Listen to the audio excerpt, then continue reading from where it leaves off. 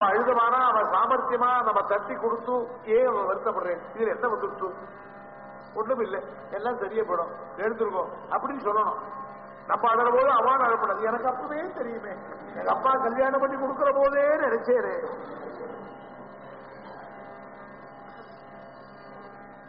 கிட்ட வந்தா 5 நாள் உட்கார்ந்துருக்கான். ஏவர்கள் தேவர்களுக்கு விரோதியா நான் போகலாமா, தேவர்களுக்கு எதிர்த்துக்கிட்டு போகலாமா? அதனால அவளை நமஸ்காரம் பண்ணி அவளை சரணாகதி அடைவோம். தேவர்களே, இது நியாயமா? இந்த ஒரு பெண்ணுடைய ஜென்மாவை பரீட்சை பண்ண வந்திருக்கேன் நீங்க. நான் யாரு, என் மனசுல யார் குடி புகுந்தா உங்களுக்கு தெரியாதா? அன்னம் சொல்ல அன்னம்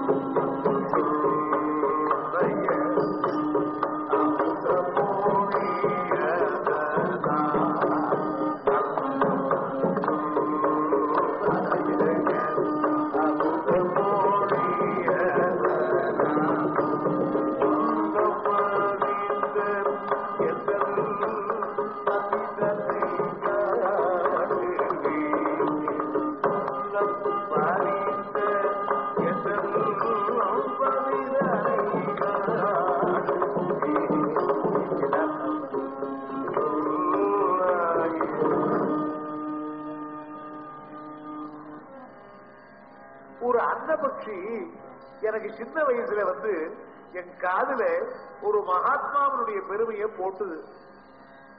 அந்த மகாத்மாவை காதுல கேட்டதுல இருந்து உள்ளத்துல அவருக்கு இடம் கொடுத்தேன்.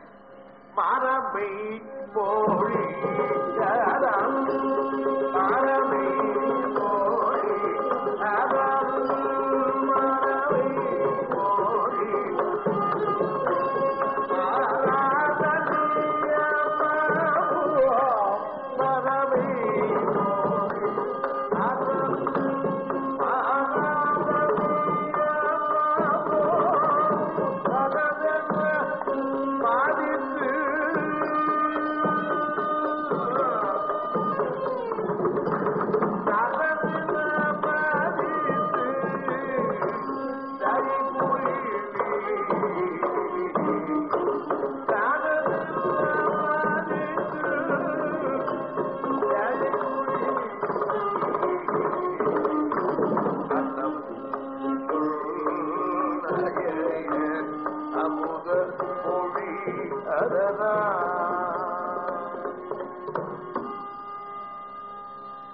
இந்த அரசகுலத்திலே பிறந்திருக்கிற பெண்களுக்கெல்லாம் மனசுனாலே யாரை விவாகம் பண்ணிக்கொள்ள வேண்டும் என்று மனசுல தீர்மானம் பண்ணிக் கொள்றானோ அவன் தான் எந்த காலத்திலும் தனக்கு பர்த்தா என்பது உங்களுக்கு தெரியும். மனசா நிச்சயம் கிருத்வா ததோ வாசோ விதீயதே கிரியதே கர்மணா பச்சாது பிரமாணம் மரந்ததா. எல்லாருக்கும் சத்தியம் இருக்கிற மாதிரி ஒரு கன்னிகா பெண்களுக்கு என்ன சத்தியம்? தனக்கு ஏற்ற மணாளன் நல்லபடியா இருக்கணும். ஒருத்தனுக்கு மறித்து இருக்கிற போது அவனை மனசனால அவனை மறிக்க வேண்டும், அவனுக்கு மாலை சூட்ட வேண்டும் என்று பெண் நினைச்சான்னா அவன் அதோடு சரி, அவருடைய ஜென்மா அதுதான். அது மாதிரி மனசுலே ஒரு சத்தியத்தை நான் ஈடுபடுத்துகிறவளான எனக்கு இன்னொரு பர்த்தாவை நான் தேடுவதுங்கிறது எப்படி முடியும்? நீங்களே சொல்லுங்களேன். அன்னைக்கு அன்னபக்ஷி சொன்னதுல இருந்து நலமகாராஜனையே நான் மனசனால வரித்தவளவன். அது வாக்கு நிச்சயம், மனசனாலே நிச்சயம். கத்திரிய குழந்தைகளுக்கு அதான். அதனாலதான் சுயம்பரங்கிறது இப்ப கிரிய. இது கிரிய, இது செகண்டரி. இது ஏற்கனவே முன்னாடி நடந்தது, அது பிரைமரி. அது முன்னாடி நடந்தாச்சு, இது நடக்கிறது இப்போ. இதுக்கு நீங்கெல்லாம் சாட்சியா வந்திருக்கேன். காரணம் என்ன தெரியுமா? வேதத்துல என்ன சொல்றது? ஒரு பெண் குழந்தைய 5 வயசு வரலும் காப்பாற்றுறவன் சந்திரன். சோம பிரதமஹா. 5 வயசு வரலும் பெண் குழந்தையினுடைய உடம்புக்குள்ள இருந்துகிட்டு அவளுடைய அங்க அவயவங்கள்லாம் அழகுள்ளதாய், எல்லாரையும் பூரிப்பு அடைய செய்யதாய், அவளை பிரகாசத்தோடு கூடவே அந்த குழந்தை பெண் குழந்தைன்னா அவளுடைய அழகே வேற இல்லையா? எத்தனைதான் புள்ள குழந்தைன்னா ஒரு பெண் குழந்தைகள் இடத்துல இருக்கிற வசீகரம் நமக்கு உண்டா? குழந்தைகளுக்கு பேர் வைக்கிற போதே அது எப்படி எல்லாம் பேர் வைக்கிறோம். அந்த குழந்தை வருது சோம பிரதமஹா. 5 வயசு ஆன உடனே விவிதே கந்தர்வ, கந்தர்வன் கொடுக்குறான். சாட சக்தியம், பேச்சு, சாமர்த்தியம், ஆட்டம், பாட்டம். குழந்தைகளுக்கு பாட்டு சொல்லி கொடுக்குறோம், குழந்தைகளுக்கு நாட்டியம் சொல்லி கொடுக்குறோம். கலைகள் வர்த்தியா இருக்கு. 10 வயசு வரலும் கந்தர்வன் இருக்கான். அதுக்கப்புறம் அக்னி அவள் உடம்பு கூறிப்படைகிறது. அவள் பெரியவளாரா, ரித்துவாரா. அந்த சமயமெல்லாம் அக்னி பகவான் இருந்து அவளுடைய அங்க அவயவங்களை பரிமணிக்க செய்து அவளை வளர்த்து 15 வயசு ஆன உடனே ஒரு புருஷனுக்கு கொடுத்து விட்டு அவன் 3 பேரும் போயிடுறான். அப்படி வயசான ஒரு பொண்ணு, கன்னிகையா பொண்ணானவன் இன்னைக்கு மனுஷனுக்கு கொடுக்க வேண்டிய ஒரு தர்மத்திலான தேவர்கள் நீங்கள் இருக்கீர்கள். அப்படி இருக்க முடியாத தேவர்கள், நீங்கள் வளர்த்த ஒரு பெண்ணை நீங்களே விவாகம் பண்ணிக் கொள்ள வேண்டும் என்று நினைக்கிறீர்களா? இந்திரன் பொழிக்கிறான். வருணனை பார்க்கிறான். இதுக்கு என்ன பதில்? ஒன்னும் பதில். நம்ம வந்ததே தப்பு, நாரதர் நம்ம கலைப்பு விட்டதே தப்பு. இப்பதான் தெரியுது. ஒரு சின்ன பொண்ணு கேட்கிறான், அதுக்கு என்ன பதில் சொல்லுவேன்? ஆனா இப்படி கேட்டா பதிலா வரும். 5 பேரும் நலம். இப்ப நம்ம புத்தியினால்தான் பிரகாசிக்கணும்.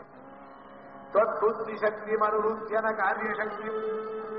காரிய சக்தி வேணுமானால் புத்தி சக்தி முன்னாடி போகணும். கையில மாலை எடுத்துட்டு தான் என்ன பண்ணலாம், எப்படி கண்டுபிடிக்கிறான், 5 பேர்ல எந்த நலன் கண்டுபிடிக்கலான்னு பார்த்தா கண்டுபிடிச்சுட்டான். தேவர்களுக்கு மனுஷியாளுக்கு வித்தியாசம் இருக்கு.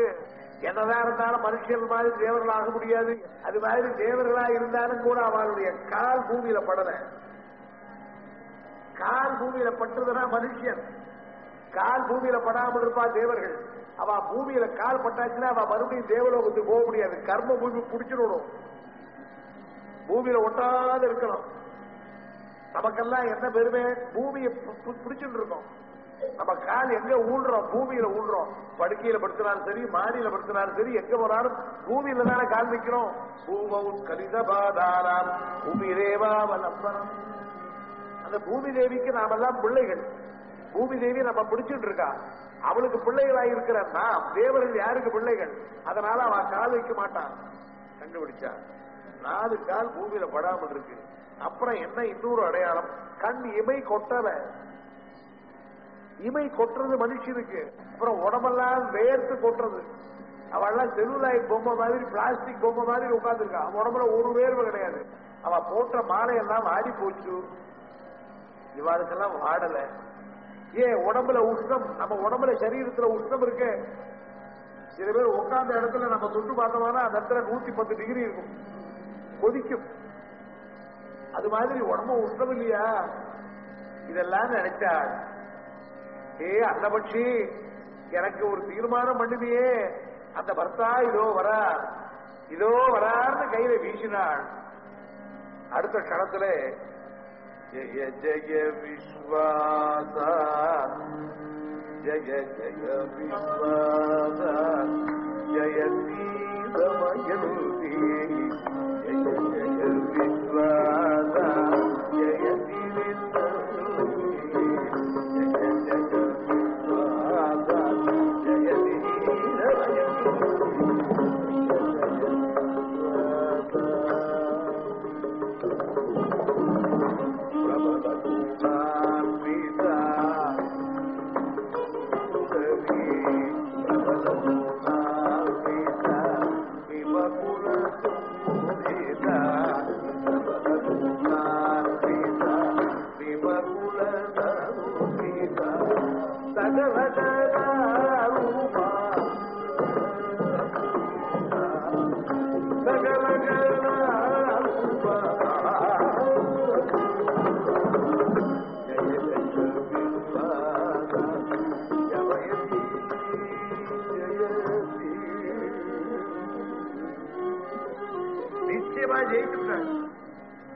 தேவர்கள் எழுதுறாங்க. அந்த மாலை நலனுக்கு போய் விடுத்து. நல மகாராஜன் நினைக்கவே இல்லை. எதுவானா வரட்டும். என்னைக்கு தமயந்திய மறந்தானோ, ஸ்வயம்பரத்துக்கு பின்னையே வந்து உட்கார்ந்தான்னா தர்மம். அது ராஜாக்களுடைய தர்மம். ஸ்வயம்பரத்துக்கு வந்துட்டு உட்காராமல் போனால் ஏதோ பகைன்னு அர்த்தம். அதுக்காக உட்கார்ந்துருக்கான். இவன் எங்க உட்கார்ந்துருக்கானோ அந்த இடத்துல அவன் உட்கார்ந்துருக்கா. இதையும் பார்த்துட்டா இனிமே நமக்கு ஒன்றும் கிடைக்காதுன்னு நினைக்கிற போது கழுத்துல மாலை விழுது. ஜெய ஜெய விஸ்வாச ஜயதி தமயந்தி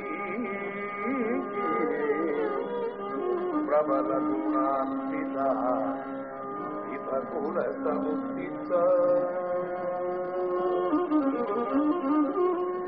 பண்ணே நீ ஜெயிச்சு விடேப்பா. தேவர்கள் வந்திருந்தா கூட ஒன்றும் பண்ண முடியாது உங்ககிட்ட.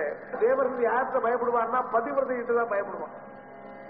ஏன்னா அவனால்தான் இந்த லோகமே ஓடுறதுங்கிறார். அது மாதிரி அப்பா நல மகாராஜனையும் பார்த்தாருப்பா. ரெண்டு பேரும் பொருத்தமானதான். நாங்கள் நடுவில் வந்தோம். தமயந்திய பரீட்சை பண்ணாத போகப்படாது. உனக்கு ஏற்றவனாவன் பார்த்தோம். எல்லா விதத்திலும் உனக்கு பொருத்தமானவன். உங்கள் ரெண்டு பேருடைய கல்யாணத்தையும் கண்ணால பார்த்துட்டு தான் போக போறோம். கல்யாணத்திலே இந்திரன், வருணன், அக்னி, யமன் எல்லாரையும் தான் கொண்டாடி தேவதைகள் அழைக்கலாம் மந்திர ரூபத்துல. நம்ம வீட்டு கல்யாணத்துல அக்னியில ஹோமம் பண்றமே, இந்த தேவர்களை எல்லாம் கூப்பிடுறோம். இவாளுக்கெல்லாம் முக்கியஸ்தானம் கொடுத்து அவளுக்கு வேண்டிய பூஜை எல்லாம் பண்றோம். ஆனால் இந்த கல்யாணத்துல நாங்களே பிரத்யட்சமா வந்திருக்கோம். நாங்களே இருந்து கூட ஆசீர்வாதம் பண்றோம். அதனால் ஒவ்வொருத்தரும் ஆசீர்வாதம் பண்றது தனிப்பட்ட முறையில பிரத்யக்ஷ தரிசனே. யஜ்ஞத்துல யாகம் பண்ற பொழுது இனிமேல் நாங்களே நேரே ஒன்னு எதிரே வந்து அவிர்வாதத்தை வாங்கிட்டு போவோம். பிரத்யக்ஷ தரிசனம் யஜ்ஞே. அக்னி பகவான் சொன்னார், அக்னேர் ஆத்மபவம் பிராதாது. நீ நினைச்ச இடத்துல நெருப்பு உண்டாகும். நெருப்பு ஒண்ணு உடம்புலயே இருக்கு. அக்னிமயமாய் இருக்கிற நீ எந்த அக்னினாலும் ஒன்னும் ஆகாது. உனக்கு அக்னினால் எந்த விபத்தும் வராது. வருண பகவான் சொன்னார், அபம்பதி அபம்பாவா. வருணம்னா யாரு? ரசம். இலை பச்சையா இருக்கு. காரணம் என்ன? அதுல ஈரம் இருக்கு. அந்த ஈரம் உணர்ந்து கொடுத்தனா அது சரகா போயிடுறது. அது மாதிரி நம்ம உடம்புல ஈரம் இருக்கு. நம்ம உடம்புல ஜலம் இருக்கு. அந்த ஜலம் ஒரு அளவு இருந்தா தானே நம்மளால முடியும். நம்ம உடம்புல இருக்க ஜலம் எல்லாம் போயிடுச்சுன்னா என்ன? உயிரே போயிடும். அது மாதிரி ஜலம் ரசத்தை காட்டுறது.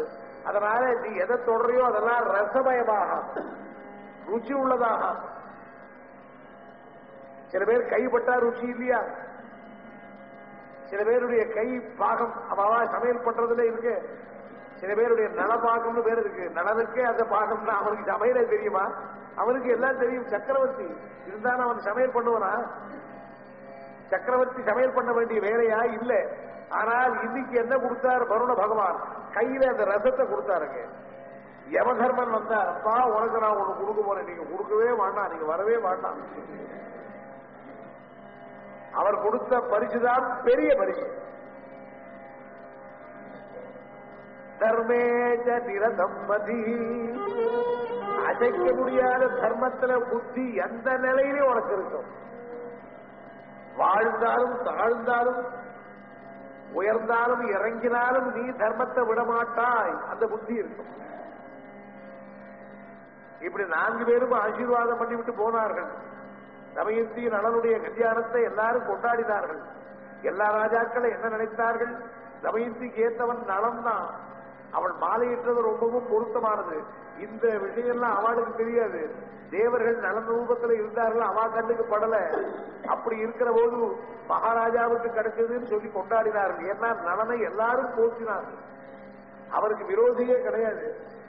அவனுக்கு சத்துருவே கிடையாமல் இருக்கிறதால இல்லாமல் இருக்கிற அந்த நலனை எல்லாரும் கொண்டாடிட்டு இருக்கிற போது அவன் தமயந்தியோடு தன்னுடைய வீட்டுக்கு போனான். தன்னுடைய வீட்டுக்கு போய் அந்த இடத்துல தர்மராஜ்ய பரிபாலனம் பண்றான். அவனுக்கு ஒரு பொண்ணு ஒரு புள்ள பிறந்தது.